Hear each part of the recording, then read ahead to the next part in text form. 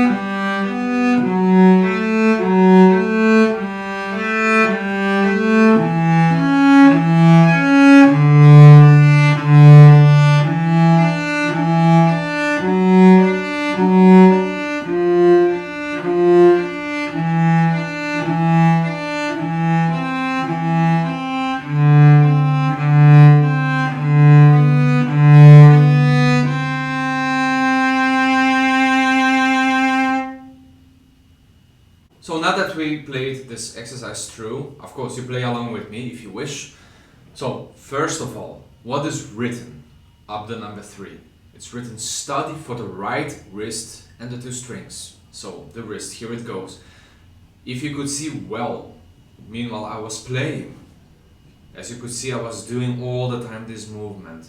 So this is actually about it, this exercise, so that we use the wrist, nothing else. We don't use actually the elbow, not the arm, just control of the fingers and the wrist. So let's go from the beginning again, or we just play open strings and check it out.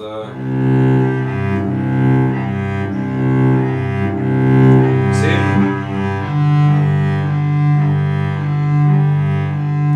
It's like you're kind of swimming, that kind of movement, quite smooth. No stress, not many movements, quite minimalistic. So very important here to have a clear sound, because this exercise is very easy, you know, to have some scratchy sounds or some airy sounds, some funny sounds in general. What is important here? These 2 fingers. As usual, the index finger and the pinky are very important. So an exercise that you can do, you know, before playing the whole thing. What about if we just take the index finger and the pinky like that? Just, you know, this is a great exercise in order to feel really these fingers under control, because it's these 2 fingers that lead together with the wrist. So why don't you do this? You see how they're moving? See? It goes like that. So it's really like swimming. You see? So next time if you go to a swimming pool or you're going to swim into the sea, the moment you swim, Feuillard, exercise number 3. So really like that. Strong, but also in the meantime relaxed. Be careful. When I say strong, people, they think, I need to press and then it gets stiff. That's not the point. Strong, but, you know, able to be relaxed in the meantime. Of course, not too relaxed, because if it's too relaxed, the bow will fall down. So no, there must be some certain control. So remember about this. Next thing I want to mention here, which is very important, you can practice this separately. So of course we have both the strings, but you can do that separately. For instance, we can do the lower notes, which in this case are this one.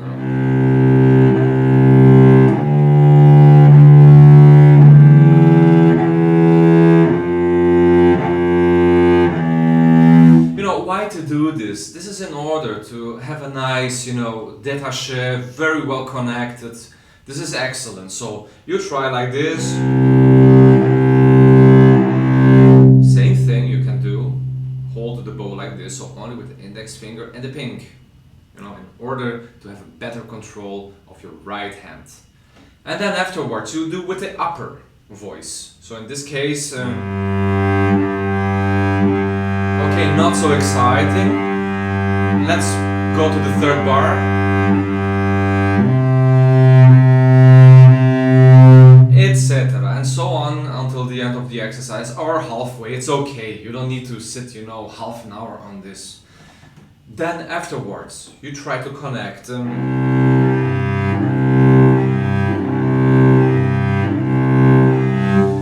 This is not something that, it will become immediately. It will, you will get it immediately. This needs time and practice and patience, first of all. This is very important.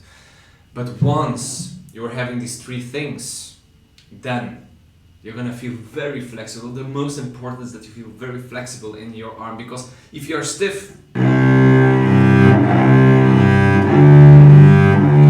I'm exaggerating, of course, but yeah, unfortunately there are people that they get stiff and then it can sound like this. So it's very important. That's why I say separated, in order to feel. Check the fingers. So that's the first step. Then you try. Of course, I'm playing on one tempo. There's no tempo indication here. I was playing the tempo that I feel comfortable with. You can play in that tempo as well. I wouldn't really suggest to go really fast, because this is not an exercise that you're able to go very fast. If it's too difficult for you, you can do it slower.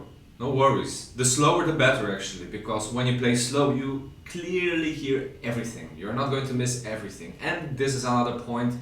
Open your ears for 200%. Don't let any note escape. Be quite critical with yourself. Don't let any note. Same for the left hand when the intonation is not 100%. What is a great way to practice the intonation? So again, this expression, let's kill two birds with one stone. Of course, this exercise is for the right hand, for the wrist, for the souplesse, This is French. Why am I mixing up languages? Anyway, to being really flexible and relaxed. In the meantime, for the left hand, we can develop double stops. Why not? What are double stops? I'll show you.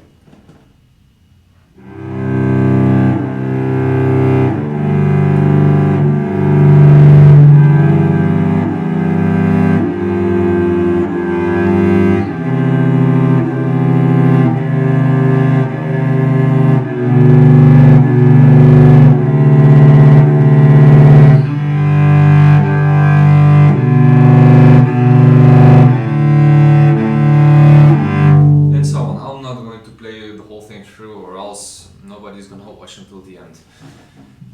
Anyway, so this is great also, because you have, when you play double stops, for instance, the beginning, of course, if you're tuned correctly, if you're tuned fine, then you have an open string as a reference. So let's say that you play the first note too high. Let's say you're playing like this.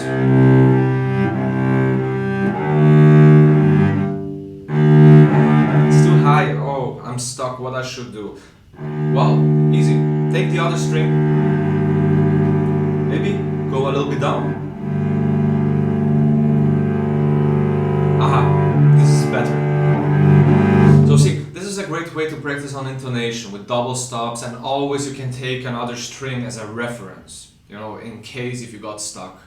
But normally, that's why I say open your ears very well, don't let any note escape, you know, and like this your intonation also is gonna improve that way. And always practice your intonation on piano.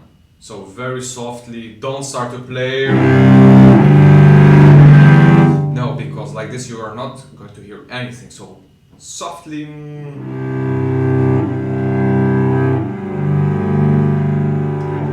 You adjust if you need.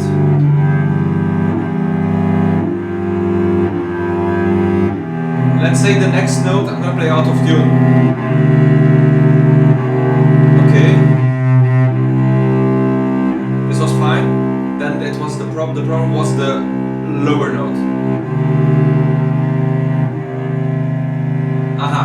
So you see, you adjust, and then bit by bit, of course, your fingers are gonna, you know, it's gonna become natural, and you're not going to find anymore or struggling. So then it becomes like this. So this is another tip that I can give on this exercise. Practice this with double stops. It's good. And anyway, like this double stops, you know, they give extra strength to our fingers. So then this was the normal exercise. As you can see, we have variation 1, 2, 3, 4, 5, and well, there's number 5. There are 5 variations. You can do that. I suggest to do that. So as you see, the normal exercise is 2 notes per bow. So etc. So variation 1. So there is written a G. Can you see that? There's a G written. G means ganzer Bogen, which ganz, it's in German for the whole bow. So you're gonna use the whole bow.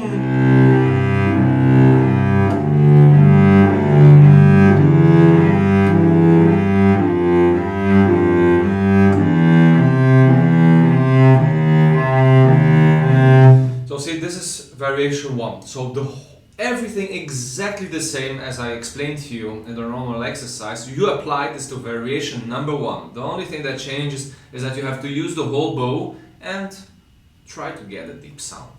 Enjoy that. We have a wonderful instrument, you know, and let's get some meat out of this, some fat out of this instrument. So this is variation 1. Variation 2, again, same thing, is written the letter G, which means ganzer Bogen, is the whole bow, but this time it's not 4 notes per bow, it's 8 notes per bow. So like this.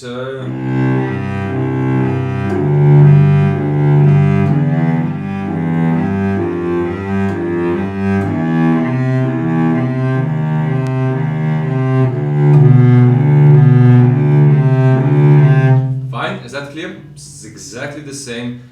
Maybe the tempo will speed up a little bit. If it's too quick for you, maybe then you should still wait a little bit with number 2 and go and stay with number 1 until you master that feeling. Then you can go a little bit faster. Fine. This was number 2. Number 3, we have now a completely different variation. So it's not much this swimming feeling. Number 3, it's written M. Well, I guess you know what it means. M comes from middle. So we're gonna be in the middle of the bow, and then we see pointed notes. So it's gonna be more like this.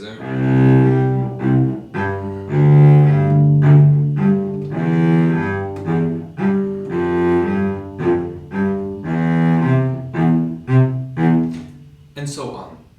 By the way, on the previous episode, which will come right now over here, I explained this thing about pointed notes. But okay, I'm not going to waste my time now, and neither yours, by explaining you. Just check the video and you're gonna understand what I mean. So that's the 3rd variation. So everything is here. See? Like that. So no because or else it's gonna be like...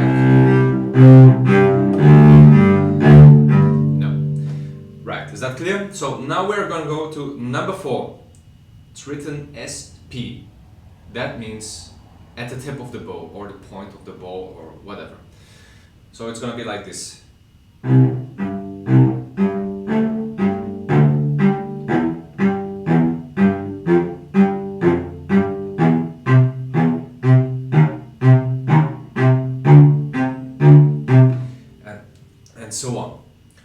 Again, from the previous video, check it out if you missed it. Again, it's everything about the fingers. Same as the previous variation here, the number 3. And here you can go a little bit more tense, you know, into the hand. So really like, here you can stiff it up a little bit. Because if you are too relaxed, it's gonna be like, no, not a point. So really press with your finger. And not much bow. Really be minimalistic. Again, I was playing it fast. If it's too fast for you, you can play like this.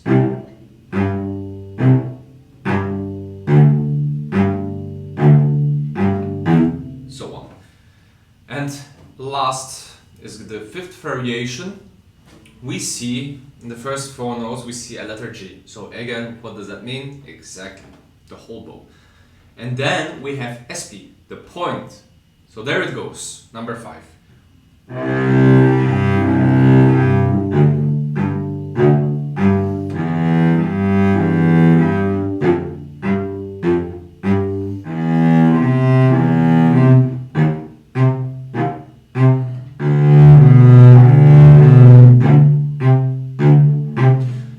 Actually, I forgot to mention one thing. So we have the G, ganzer Bogen, point, G again, so a ganzer Bogen, and then we have letters FR, which means frog, so the beginning of the bow. Same thing. So not, no, it's. If you saw the previous episode, as I said, it's this gun thing, you know. Puff, and then you have this reflection, like that. But anyway, it's not talking about guns, it's talking about cello technique. So with that, we finish the exercise number 3 or study number 3, as you wish. And well, next episode we're gonna cover study number 4, which is excellent. But this is probably one of my favorite ones, the study number 4, because this develops, you know, the deep sound of the cello and for the nice lines, nice connection of the right hand with the bow. So we're gonna see us next time with episode number 4. I thank you for watching and have a nice day. See you. Bye.